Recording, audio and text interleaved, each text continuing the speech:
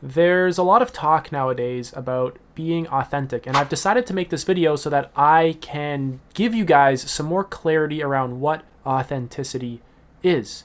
And it's really hard to actually distinguish between what is authentic to us and what is inauthentic. It's not as easy as it seems. We can easily identify things that are inauthentic to us as being authentic. And really, in order to be authentic, there is a massive process of uncovering repressed aspects of ourself that really just requires a lot of emotional labor that most people just don't really do. So this video is going to be all about identifying authenticity within yourself and just giving you some general guidelines to increasing your authenticity. The first point I have here is authenticity is about being our most natural self. Our impulses, instincts, thoughts, feelings, and intuitions freely arise within us without being judged, condemned, repressed, or resisted by ourselves. Okay, this is actually insanely difficult to do. There's a lot of internal struggle within humans, and this is because we generally lack self-awareness and the ability to accept things as they are. We very easily reject our own feelings, struggle against them, fight against ourselves, and over time, this builds a very deep habit of being inauthentic. We are acting out of alignment with what is true for us. Authenticity implies that we are acting in a truthful way that is natural to us. If we are fighting against, we are repressing our most natural instincts, we are just, struggling against ourselves, we can't actually be authentic. It's actually very important to recognize that what is authentic to you is very harmonious. It feels very whole. It feels very complete. It feels right. There's just like an undeniable sort of gut instinct that doesn't need to be doubted that this feels right. So that's really important to actually pay attention to. You need to actually be able to cultivate self-awareness and stop struggling against yourself, to stop fighting yourself, to basically not judge yourself, to condemn yourself, to repress certain things within you, to resist them. So this basically moves on to the second point, which is we adopt behaviors, beliefs, emotional patterns, relational styles, much more from our parents, teachers, and authority figures. We repress the parts of ourselves that people disapprove of in order to get our needs met.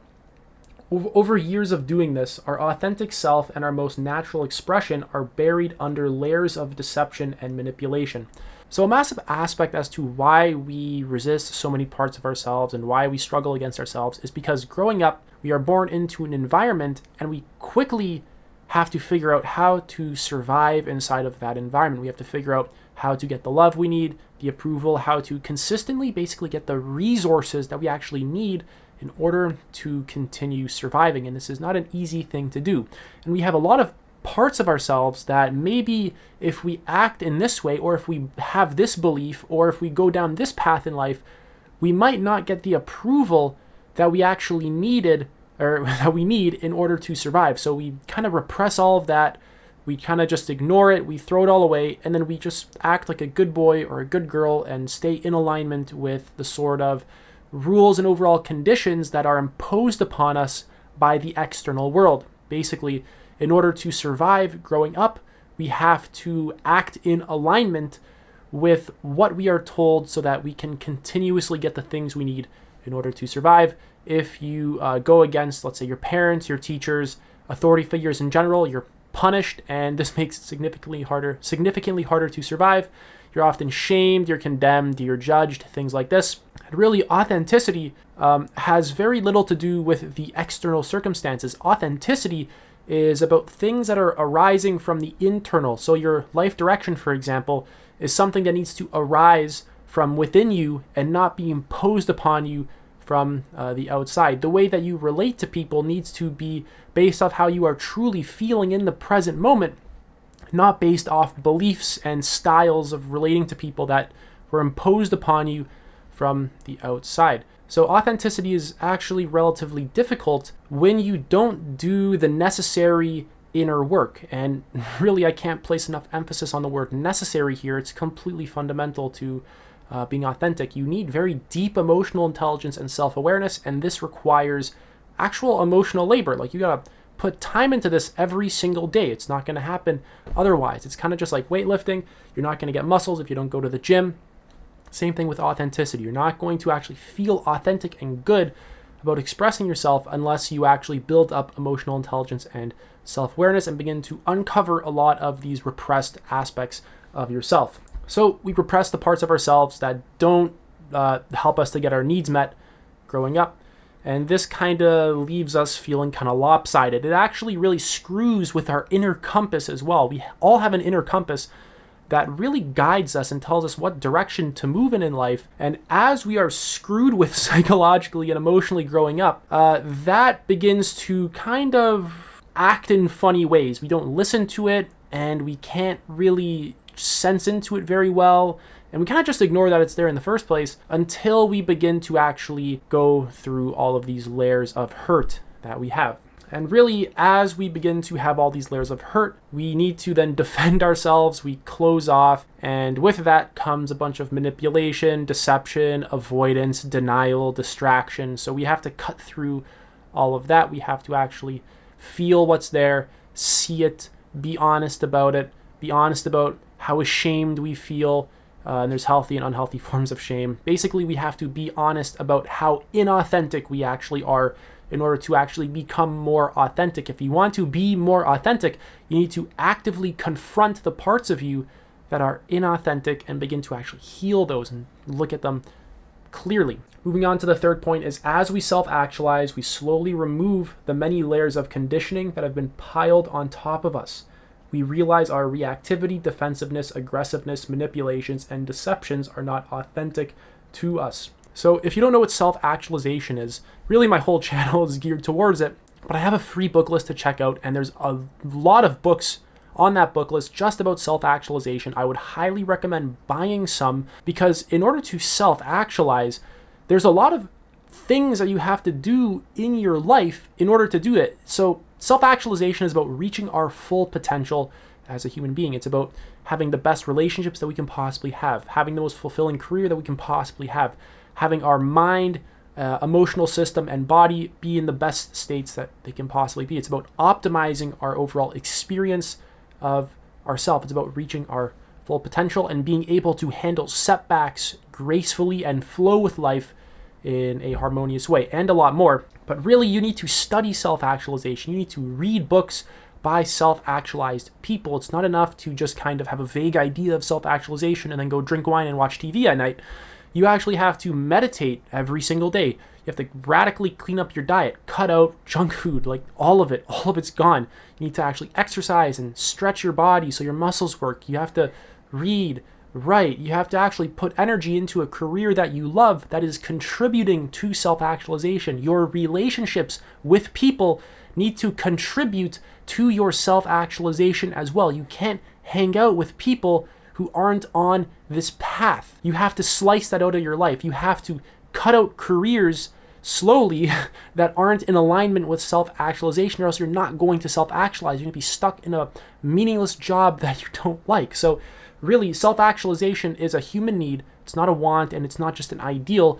This is something that is baked into the human psyche. We actually need this in order to be well and be authentic. When we don't get our needs met, we are sick and we act in really less than functional ways.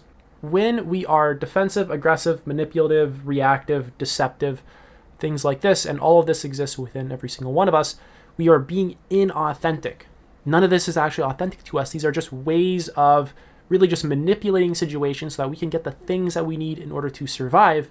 And really, authenticity is about moving past a lot of this just kind of survival stuff and into our most natural expression of ourselves. And as we self-actualize, we remove these many layers of hurt, and we are able to love them, see them clearly, increase our self-acceptance, and overall be fearless and courageous enough so that we are capable of expressing ourselves in true ways. Moving on to the next point is, authenticity is correlated with having an evolved psychology, health, emotional intelligence, self-actualization, and consciousness. So once again, you can check out my book list for literally all of these topics. And self-actualization is something you need to actively do. In order to raise your consciousness, it's something you have to actively do. Same thing with health, evolving your psychology and emotional intelligence. You need to set up routines and systems in your life that are conducive to increasing your results in every single one of these areas. And if you don't, you're going to be stuck with the status quo. You're going to be stuck with mediocrity, an overall lack of clarity, and really, you're just not going to reach this potential. You're not going to achieve your highest potential. You're not going to feel authentic. And it's too easy to delude yourself into believing that you're being authentic when really you're not. It's easy to say that, you're authentic when really the things that you're doing are completely out of alignment with what is most natural and true for you. Our minds are very tricky. Our emotional systems are very tricky. They're very deceptive and full of manipulations and avoidance mechanisms and all kinds of stuff that we have to actually look into and uncover. So because authenticity is correlated with an evolved psychology, health, emotional intelligence, self-actualization, and consciousness, you need to figure out how to develop these things in your life so that you can be more authentic. And if you do not, you're basically screwed. Moving on to the fifth point is your authenticity manifests in your health, wealth, and relationships. This all needs to be in the pursuit of self-actualization and not just for survival. Challenge the status quo and your bubble of comfort. Move beyond mediocrity. So health, wealth, relationships dominates a lot of what we're doing with our lives as human beings. And really, all of the stuff that we're doing ideally needs to be in alignment with self-actualization in order to feel more authentic. The reasons why we're healthy can't just be, to get laid. So, we go to the gym so we look good. Really, the reasons why we get into relationships can't just be because I want some sex and I want to feel loved. And the reasons why we have a career can't just be because I want to make money. This is such a shallow, mediocre, miserable life. There needs to be something deeper happening within you. There needs to be underlying purpose, a deep sense of purpose inside of you that is honestly just visionary. You have to be continuously moving towards your full potential, or else all of these comforts within life are just going to keep you stuck. It's too easy to just get stuck within your bubble of comfort. You need to actively challenge it, and your bubble of comfort is very mediocre unless you've been doing self-actualizing kind of work for many, many years. The bubble of comfort that you have was most likely passed down to you from your culture. A lot of the things that you're doing in your life, the habits, the kinds of information that you expose yourself to, the foods you eat, the job that you have, a lot of this stuff is not designed for self-actualization, and a lot of this stuff was just pushed onto you by the external environment, and you need to figure out how to restructure your entire life in a way that is significantly more in alignment with you. If you don't like your job, you need to be honest about it. A lot of people will say that, oh, my job's not that bad, or I like it, but deep down they don't like it. They know it's not the most fulfilling work they can do.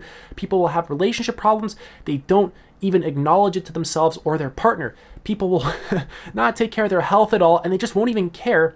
And how do you expect to live a good, authentic life if just some of these things you don't even give it any awareness? You're gonna completely screw up your life. So you got to take health, wealth, relationships seriously, and you have to pursue self-actualization actively and intentionally. And really, this is all about moving past just surviving. We are, as humans, deeply wired for survival, and if we don't intentionally move beyond our survival impulses, we're going to be stuck acting like animals for the rest of our life.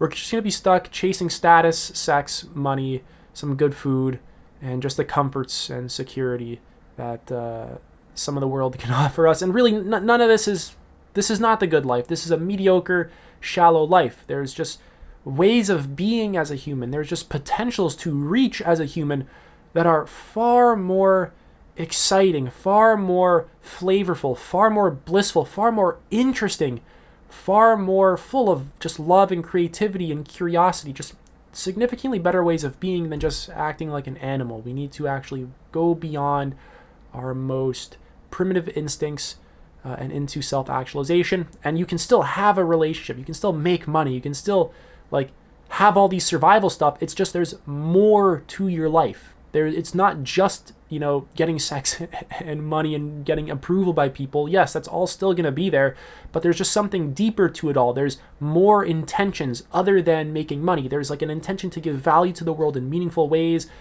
begin to eliminate human suffering, and really self-actualization is completely fundamental to living a good life and really eliminating a lot of your suffering. Like I said, it's fundamental to health, well-being. It's a need. When we don't get needs met, we become sick. So move beyond your own status quo, move beyond the collective status quo, move beyond the bubble of comfort that you're in, move beyond your own paradigm, challenge your beliefs, challenge your habits, challenge everything that you're doing with your life, challenge the work that you're doing, challenge how you're even making money right now and whether it means anything to you. Does it truly mean anything to you? Is there a more meaningful way for you to be making money? And if there is, figure it out and pursue it. Really challenge your relationships. Is your relationship just another bubble of comfort, or is it conducive to growth and expanding your well-being? And if it's not, you should probably have a talk with your partner if growth is something you value, and whatever. That's up for you to decide. I don't know exactly who I'm talking to right now. It's complicated. But move beyond just surviving and into self-actualization. Move beyond mediocrity. The status quo should terrify you. How most people live their life should terrify you. The kinds of foods that they continuously put in their body, the quality of their mind and the quality of their relationships, how much they like their career, all of this stuff should terrify you, and you should really seek to just do better. To just, not because you need status or because people are so stupid, not in a judgmental way, none of that, but just build something meaningful and healthy for you and pursue that at all costs. If you have any questions, let me know in the comment section below. But other than that, you can check out my website. I have a free self-awareness worksheet. I have the book list, and I have one-to-one coaching as well. You can sign up for a session. I'll talk to you. We'll see if we can work together. But other than that, take it easy.